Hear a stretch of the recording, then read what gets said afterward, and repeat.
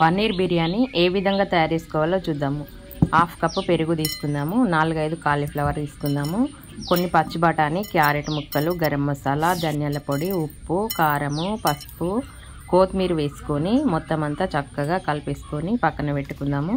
కొంచెం నూనె వేసుకొని పన్నీర్ ముక్కలని చక్కగా వేయించుకుందాము. ఎర్రగా అయ్యేంత వరకు వేయించుకొని తీసి పక్కన పెట్టుకొని ఇప్పుడు అదే నూనెలో ఇలాచీలు, లవంగాలు, చెక్క, అనాస పువ్వు, జాపత్రి, కొంచెం అంతా బిర్యానీ ఆకు వేసుకొని ఒకసారి వేయించుకున్న తర్వాత ఉల్లిగడ్డ, పచ్చిమిర్చి వేసుకొని మరొకసారి వేయించుకొని అల్లం వెల్లుల్లి పేస్ట్ వేసుకొని ఇంకొకసారి వేయించుకున్న తర్వాత మనం ముందుగా కలిపి పెట్టుకున్న మిశ్రమాన్ని వేసుకొని ఒకసారి కొంచెం కలుపుకొని వేయించుకున్న తర్వాత తగినన్ని నీళ్ళని వేసుకొని అర్ధగంట ముందుగా నానబెట్టిన బియ్యాన్ని ఇంకా వేసుకొని ముందుగా వేయించుకున్న పన్నీర్ని వేసుకొని పైనుండి టమాటాలు, డ్రై ఆనియన్స్, కొత్తిమీరని వేసుకొని చక్కగా మూత పెట్టి పొడి పొడిగా ఉడికించుకుంటే సరిపోతుంది.